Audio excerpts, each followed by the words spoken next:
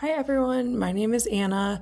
I am a pediatric speech language pathologist and certified lactation consultant. Um, I'm specialized in infant and pediatric feeding and dysphagia, and I currently work in a NICU. I also work as a clinical educator for Parapharmatech, the makers of Gelmix. We are here today for the presentation Wait for It, Gelmix recipes and the role of temperature and time.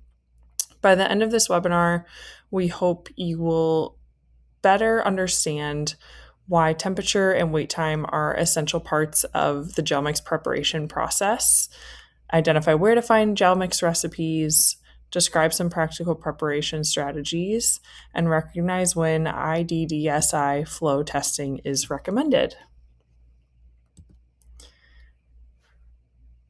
So, why did we create new recipe resources? We have formula specific guidance. The recipes can vary from formula to formula and including breast milk. And so we wanted to have a starting place for clinicians and families when using gel mix for their child. These recipes have clear preparation steps with clear wait time expectations. There is IDDSI flow test support, and there are printable teaching tools. This training today is focused on preparation. It's not just an update on these new recipes. And these recipes aren't just about how much gel mix to use. They're really about helping families and facilities get the full preparation process right so that it can help your patients if you're a clinician or your child if you're a family. So, recipes and preparation. This is what I'm going to come back to this entire presentation. The words at the bottom: warm, mix, wait, remix, verify. The process for preparing gel mix: first, we want to warm the liquid. Next, we want to add gel mix using the recipe. After that, we would like to mix thoroughly. Then we do the full wait time. We remix before feeding. And then we can verify the flow or the consistency of the liquid using the IDDSI flow test when needed. So again, warm, mix, wait, remix, verify. Different formulas don't always behave the same way, and we want to give you a starting point for the recipe for your specific formula. However, the recipe is so much more than just the specific amount of gel mix to add. It's really this full process, and each step is equally as important.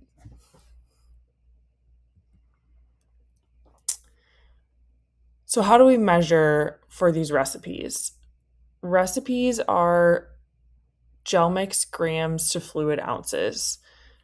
If you have the jar of gel mix, the scoop that comes with that jar is 1.2 grams, which is a half serving. And if you have the box with the sticks in it, one of those sticks is a single serving, which is 2.4 grams. So from the jar, two of those scoops of the 1.2 gram scoops will equal one of the sticks from the packet. If you're using this scoop, you want to do a natural scoop. So that means not packing it down and not leveling it off, just a natural scoop. A gram scale is a great option for when you need precision in your recipe. And so our recipes on our website are provided in grams. A great way to achieve this is by using something called a gram scale. And this allows us to provide small volume guidance all the way down to 1 fluid ounce, which is a nice update too.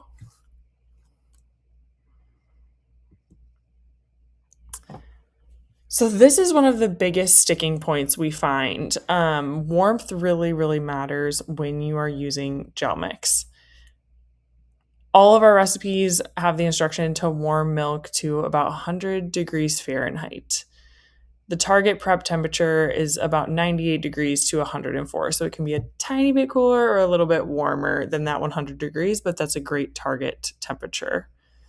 You want to make sure you're adding gel mix when the liquid is warm. So not just liquid that was once warm and has cooled off since. You want to add it when that liquid is within that temperature range. And you want to confirm that your warming method reaches the target temperature. Often we assume that a bottle warmer or putting the bottle in a cup of warm milk will make the liquid warm enough.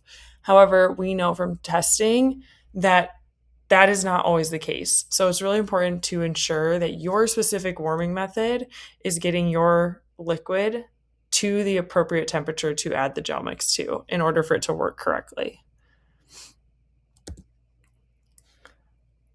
Recipes really matter. So different formulas may thicken differently and may require different wait times. This is true for powder versus ready-to-feed formulas, standard and hypoallergenic formulas, and some of these formulas require more hydration time.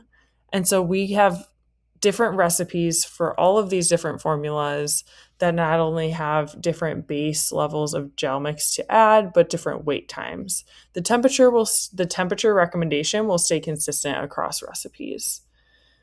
In summary, the main point of this slide is we don't want to assume that one successful formula recipe will apply to another formula. Each formula you can consider as unique. Wait time is part of the recipe. Waiting is not a delay or an inconvenience. It is an essential part of the preparation process. Most formulas thicken up between 10 to 15 minutes wait time. Gel mix hydrates first and then stabilizes. The hydration and stabilization times vary depending on which formula you're using. And again, because this is a part of the mixing process, not just a delay, we want to ensure we use a timer instead of just estimating, because you really want to make sure you are waiting for the appropriate and recommended amount of time to ensure accuracy with your recipe.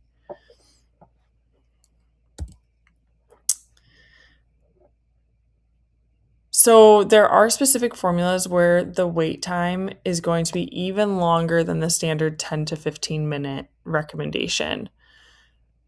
These formulas are often either partially hydrolyzed, extensively hydrolyzed, or amino acid based, and they may take longer to fully hydrate and stabilize using gel mix.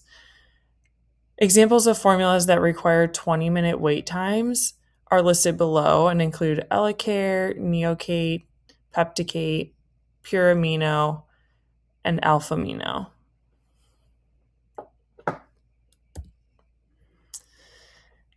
Some practical tips for facilities who are utilizing gel mix. A really helpful tip is to think about preparing these feeds 30 minutes ahead when possible. If the thickening process starts when an infant is already due to feed, that baby's going to be hungry, and staff are more likely to rush the wait time because that baby's hungry. And so again, always going back to our warm, mix, wait, remix, verify process, we include the wait time as part of this process that's essential in driving our desired results. So we really need to make sure we have that wait time and not rush. So prepping 30 minutes ahead whenever possible will be great. And reducing our rush thickening bedside ties into that. We want to avoid increasing the amount of gel mix you add before troubleshooting the time and the temperature. So what I mean by this is if your liquid is not getting warm enough and or you are not waiting long enough, when you initially flow test your recipe, it might be thinner than you want it to be.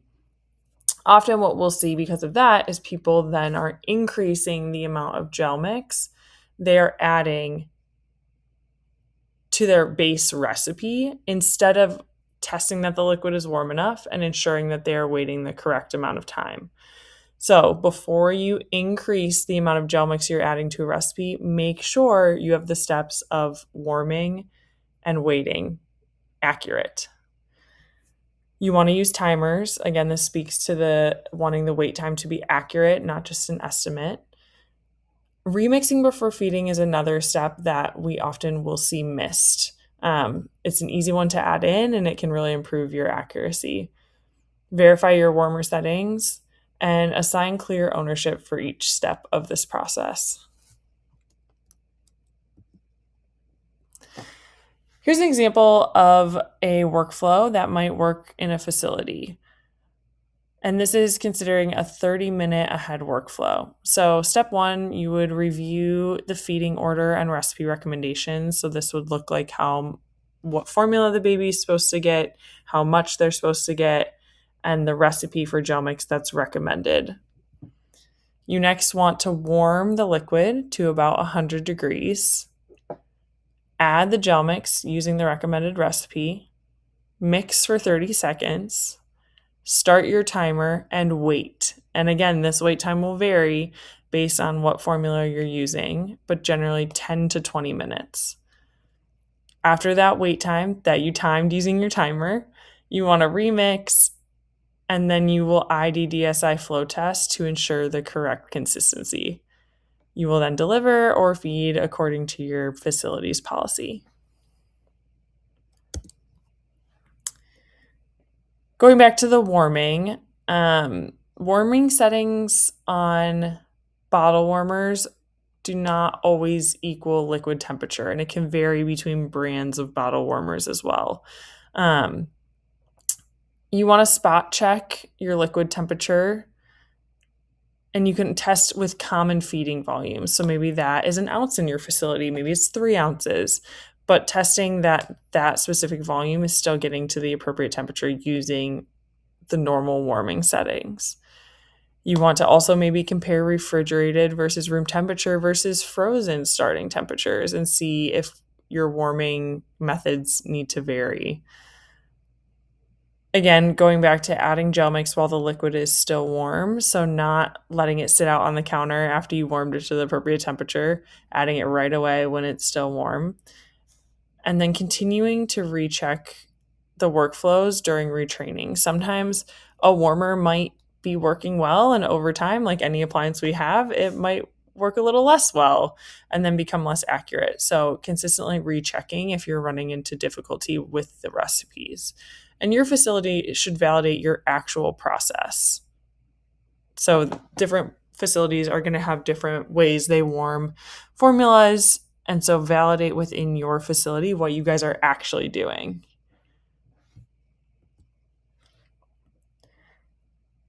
So some tips for home. We know, as I've said throughout this presentation, wait time is an essential part of the Gelmix preparation process. And we also recognize that can be really tricky when you have a very hungry baby. And so at home, a way that you can maybe help mitigate some of that wait time while still having accurate results is by doing something called 24-hour batch prep. So you can prepare most formulas up to 24 hours in advance. Formula mixing pitcher is a great tool for bigger batches. It's a big pitcher and it comes with what looks like a plunger that kind of goes up and down in it to help mix. You would add Gelmix according to the recipe and you would scale it based on the batch size you're making. You would need to refrigerate in a clean, sealed container, and then you would just rewarm the individual feeds as needed. And it wouldn't need that wait time because you would have done the wait time when you initially thickened the batch. However, we do want to note families should always follow the printed instructions given to them by their care team, safe storage guidelines, and your provider's feeding plan. But this can be a great option to help your hungry baby get fed in a more timely manner.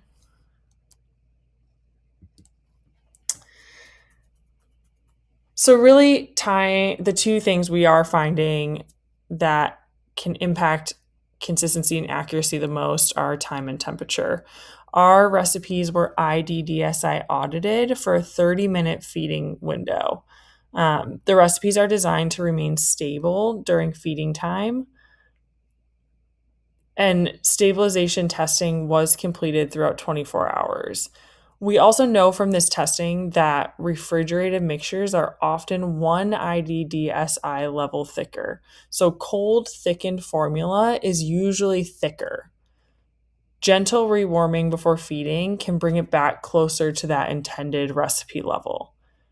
And this is why IDDSI flow testing should be done at serving temperature when verification is needed. Not If you're not going to serve the bottle cold, don't IDDSI test it cold. Test it the way you're going to give it to the baby.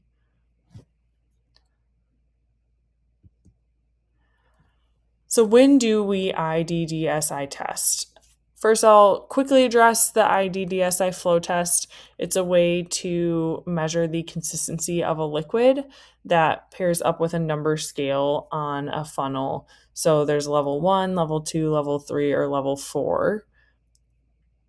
You want to IDDSI flow test your recipe when you are starting a new recipe or formula, changing mixing methods, training staff, or adjusting workflow, or the feed looks or flows differently than expected. IDDSI testing is a verification tool. And again, it's most important when the recipe is new, the workflow changes, or something looks different. Once a consistent workflow is established, and again, we want to remember warm, mix, wait, remix, verify. You likely won't need to IDDSI test at every feed unless directed to by your care team.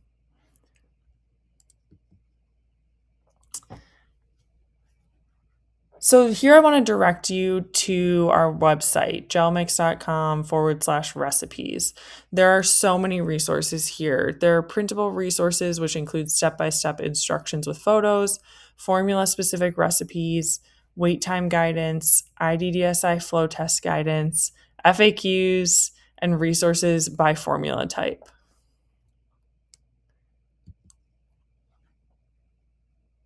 We really want you to use these resources. You can print them, send them, review them during teaching, point families back to them. I'm a clinician. From the clinician side, these resources are so helpful. They're very, very helpful. It takes a lot of the workload off of the clinician, and it presents the information in a very clear and consistent way for families. And again, they're great options for providing recipes, giving step-by-step instructions, support to do the IDDSI flow test, assistance with advanced preparation, and there are tons of answers to common frequently asked questions.